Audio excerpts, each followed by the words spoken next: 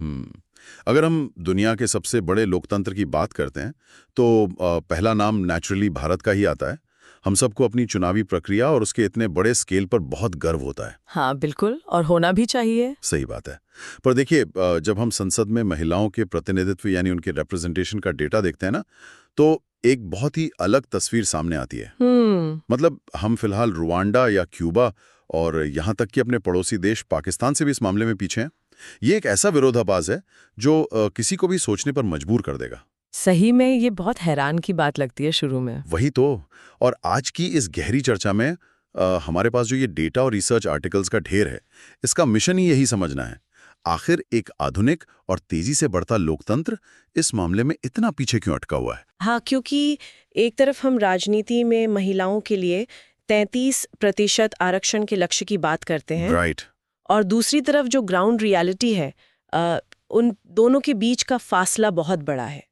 और देखिए, ये फासला कोई अचानक से पैदा हुई स्थिति नहीं है। तो फिर ये क्या है। जब हम इन तमाम रिपोर्ट्स और हिस्टोरिकल डेटा को एक साथ देखते हैं तो ये साफ हो जाता है कि ये एक गहरा स्ट्रक्चरल मुद्दा है, यानी ढांचागत मुद्दा। पावर डायनामिक्स कैसे काम करते हैं, सत्ता किसके हाथ में रहती है और उसे कैसे कंट्रोल किया जाता है। बिल्कुल। ये सिर्फ एक देश का नहीं बल्कि पूरी दुनिया का मुद्दा है। पर यहाँ आगे बढ़ने से पहले मैं एक बात शुरू में ही क्लियर कर देना चाहती हूँ। हाँ, जरूर बताइए। आज हम जो भी बात करेंगे वो सिर्फ और सिर्फ सामने रखे इलेक्टोरल डेटा और पॉलिटिकल पार्टीज के परफॉर्मेंस रिकॉर्ड्स पर आधारित है। सही बात है। किसी भी पॉलिटिकल आइडियोलॉजी का समर्थन या विरोध करना यहाँ हमारा मकसद बिल्कुल नहीं है। हम सिर्फ उस तंत्र को समझने की कोशिश कर रहे हैं जो इन आंकड़ों को जन्म देता है। एग्जैक्टली। डेटा जो कहानी बता रहा है, हम बस उसी को डिकोड कर रहे हैं। तो चलिए इसको थोड़ा विस्तार से समझते हैं। जो 33% का एक मैजिक नंबर तय किया गया है, उसके मुकाबले हम आज कहाँ खड़े हैं। अगर हम 18वीं लोकसभा का ताज़ा डेटा देखें तो मैंने जब ये नंबर्स पहली बार देखे थे तो मुझे लगा था कि हम शायद उस 33% के करीब तो पहुंच ही रहे होंगे। मुझे लगता है सबको यही उम्मीद थी, पर रियलिटी थोड़ी अलग है। 543 सांसदों में से केवल 75 महिलाएं हैं। वे रियली सिर्फ 75? हाँ, ये कुल संख्या का सिर्फ 13.8% है।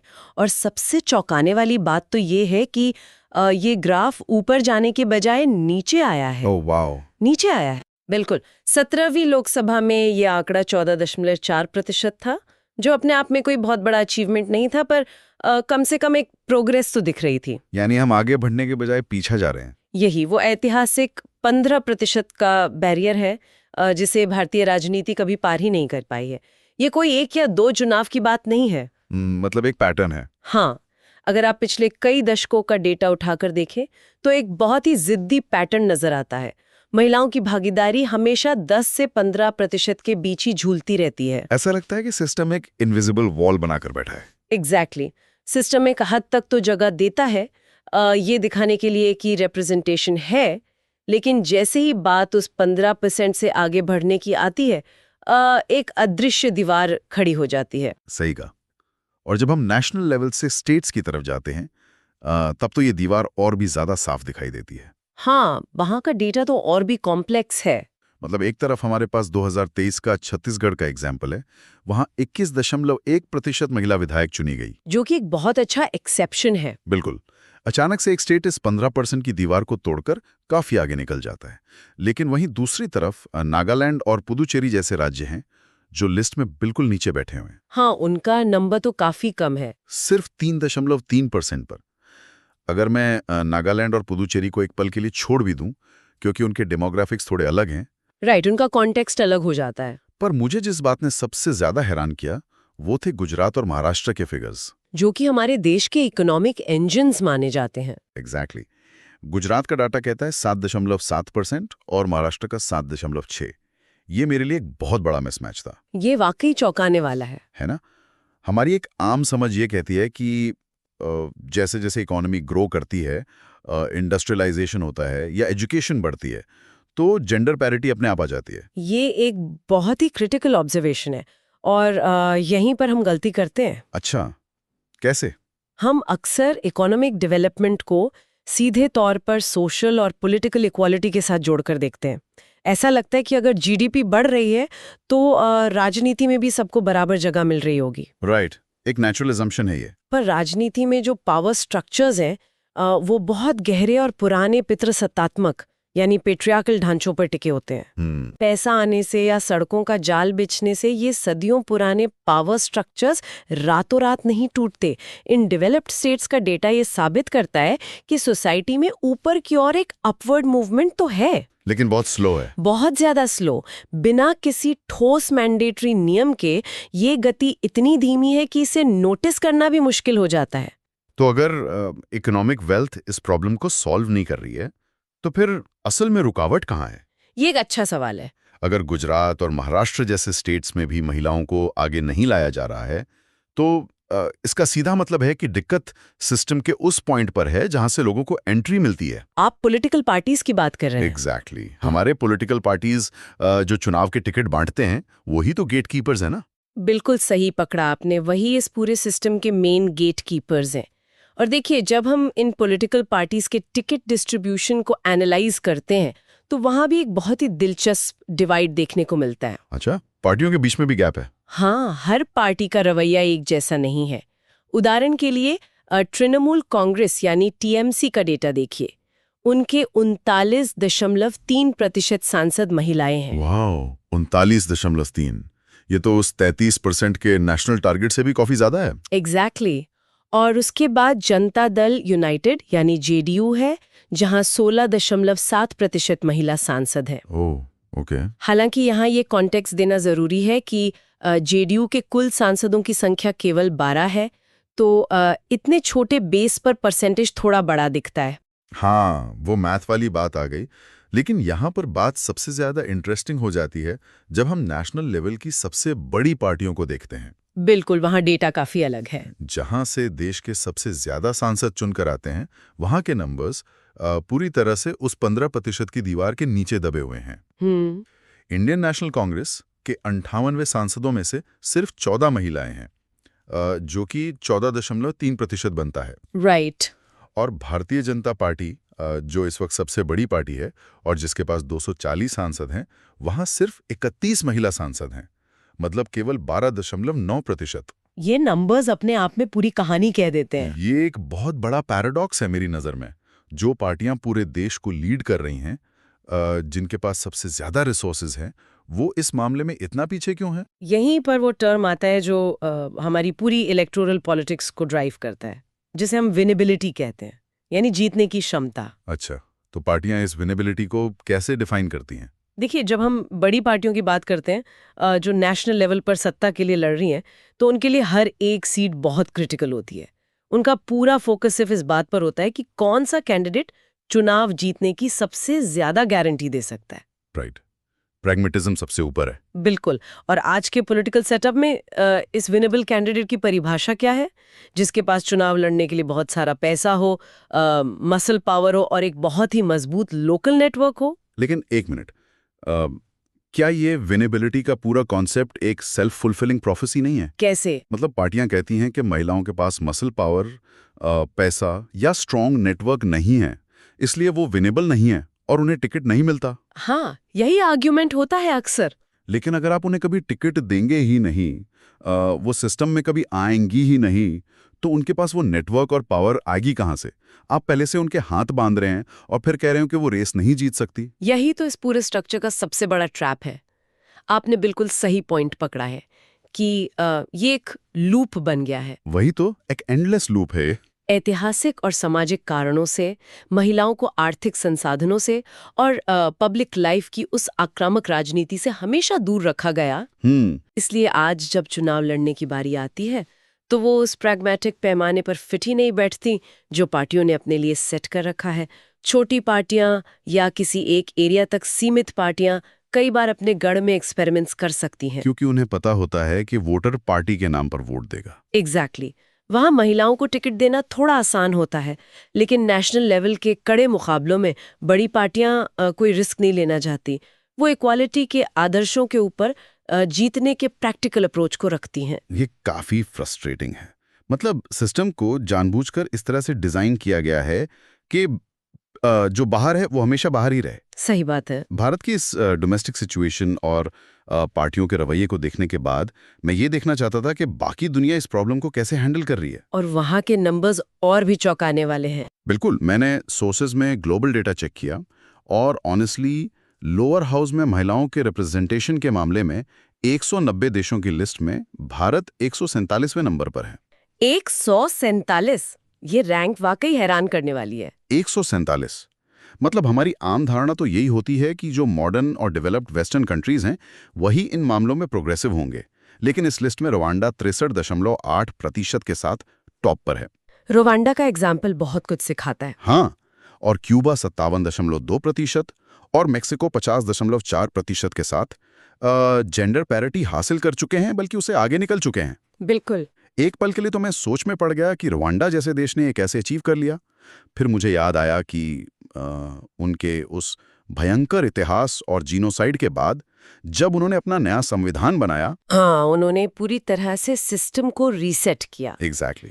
उन्होंने ये इंश्योर किया कि पॉलिसी मेकिंग में महिलाओं को एक मैंडेटरी जगह मिले। ये हमारी समझ को पूरी तरह पलट देता है कि सिर्फ इकोनॉमिक डेवलपमेंट से ही पॉलिटिकल प्रोग्रेस आती है। सही कहा।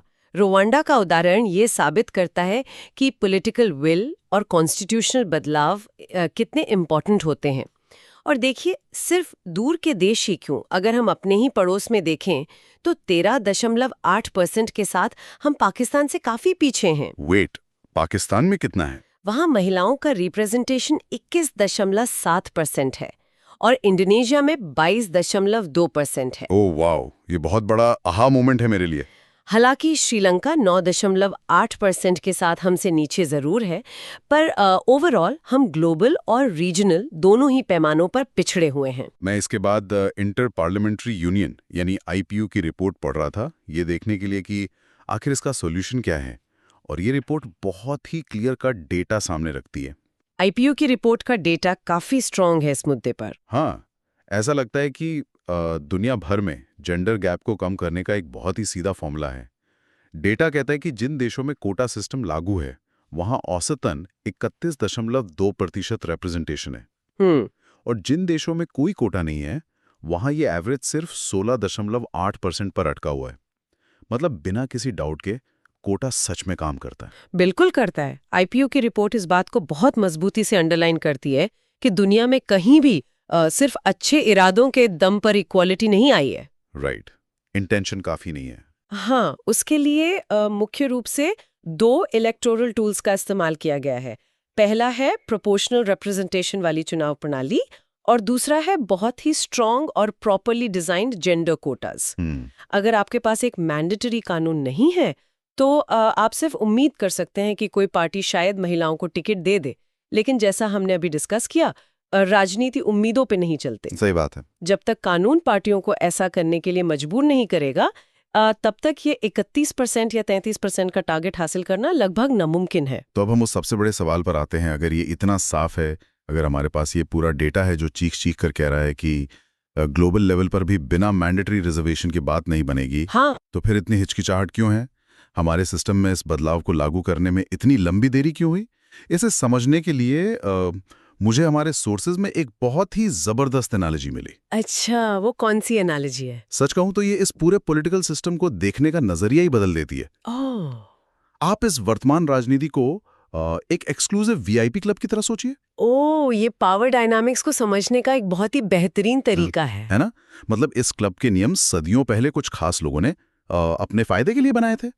अब अगर इस क्लब में महिलाओं की एंट्री नहीं हो पा रही है तो ये सिस्टम में कोई एरर या ग्लिच नहीं है। बिल्कुल नहीं। ये कोई अचानक हुआ एक्सीडेंट नहीं है, बल्कि इस क्लब की जो डिफॉल्ट सेटिंग है वो वही जानबूझकर इस तरह से बनाई गई है कि ये बाहर के लोगों को अंदर आने ही ना दे। सही कहा। और इसी डिफॉल्ट सेटिंग को बनाए रखने के तरीके को समाजशास्त्री सतीश देशपांडे ने बहुत ही एक्यूरेट तरीके से द ड्रैग का नाम दिया है। द ड्रैग, ये टर्म अपने आप में बहुत कुछ कहता है। हाँ, ये एक बहुत ही पावरफुल कॉन्सेप्ट है। द ड्रैग का मतलब है जानबूझकर चीजों को धीमा करना या अपने पैर पीछे खींचना। उनका मानना है कि जब तक किसी भी पॉलिटिकल पार्टी की टॉप लीडरशिप खुद इस मुद्दे को लेकर कमिटेड ना हो, तब तक वो सिर्फ दिखावा करते हैं। एग्जैक्टली। तब तक वे महिलाओं को आगे लाने के मामले में सिर्फ ड्रैग करते हैं। वे प्रोसेस को इतना स्लो और कॉम्प्लिकेटेड बना देते हैं कि कोई ठोस नतीजा ही ना निकले। मतलब खुलकर कोई भी पार्टी ये नहीं कहेगी कि हम महिलाओं को टिकट नहीं देना चाहते। हाँ। सब स्टेज पर खड़े होकर महिला सशक्तिकरण की बड़ी बड़ी बातें करेंगे। हाँ, मैनिफेस्टोज में वादे करेंगे। राइट, मैनिफेस्टोज में वादे करेंगे, लेकिन जब टिकट फाइनल करने के लिए बंद कमरों में कोर कमेटी की मीटिंग होगी तो वहां वही पुरानी विनेबिलिटी, पैसा और बाहुबल की बातें होने लगेंगी। ये एक तरह का साइलेंट रेजिस्टेंस है। बिल्कुल, आप इसे एक इनविजिबल दीवार कह सकते हैं। पॉलिटिकल पार्टीज की टॉप लीडरशिप इस बात को अच्छी तरह समझती है कि राजनीति मूल रूप से सत्ता का खेल है और सत्ता का स्वभाव बहुत ही कठोर और रूखा होता है। ये कभी भी कमजोर माने जाने वाले ग्रुप्स के प्रति मेहमान नवाज या हॉस्पिटेबल नहीं होती। इतिहास में ऐसा कभी नहीं हुआ है कि जिन लोगों के पास पावर है उन्होंने खुशी खुशी कहा हो कि आइए अब हम अपनी पावर आपके साथ बराबर बांटते हैं। सही बात है, सत्ता कभी मांगने से नहीं मिलती। वही तो, पावर हमेशा छीनी जाती है या फिर कड़े कानून के जरिए ट्रांसफर की जाती है। तो ये बात बहुत साफ हो जाती है कि जब तक इस वीआईपी क्लब के दरवाजे को कानून के हथौड़े से नहीं तोड़ा जाएगा तब तक ये द ड्रैग वाला प्रोसेस काम करता रहेगा। बिल्कुल। आप इस बात का इंतजार नहीं कर सकते कि एक दिन अचानक इन लीडर्स का हृदय परिवर्तन होगा और वो महिलाओं को 33% टिकट देने लगेंगे। सत्ता के इस ढांचे में कमजोर ग्रुप्स को बाहर रखने की जो इनबिल्ट टेंडेंसी है उसे ओवरराइड करने के लिए मैंडेटरी कोटा ही एकमात्र स्ट्रक्चरल सॉल्यूशन बचता है। यही कारण है कि दुनिया भर में जेंडर कोटा इतना इफेक्टिव रहा है। जब आपके पास एक कड़ा कानून होता है तो वो सिस्टम की उस पुरानी डिफॉल्ट सेटिंग को दरकिनार कर देता है। राइट। फिर द ड्रैग या पैर खींचना काम नहीं आता। आपको मजबूरन महिलाओं को सिस्टम का हिस्सा बनाना पड़ता है और जब वो एक बार सिस्टम के अंदर आ जाती हैं तब जाकर वो पॉलिसी और देश के फैसलों को इन्फ्लुएंस करना शुरू कर सकती हैं। तो अगर हम आज के इस पूरे डिस्कशन को एक जगह समेटें तो हमने जो डेटा और सोर्सेज देखे हैं वो एक बहुत ही कंसिस्टेंट कहानी बताते हैं। 18वीं लोकसभा में 13.8% का वो निराशाजनक आंकड़ा और 190 देशों की लिस्ट में हमारा 147वें नंबर पे होना, ये सिर्फ नंबर्स नहीं है। हाँ, ये कोई कोइंसिडेंस नहीं है।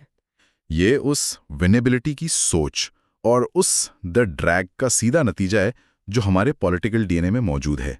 बिना मैंडेटरी रिजर्वेशन लागू किए भारत की स्थिति ग्लोबल लेवल पर नीचे ही बनी रहने वाली है। और ये बात समझना हर नागरिक के लिए बहुत जरूरी है।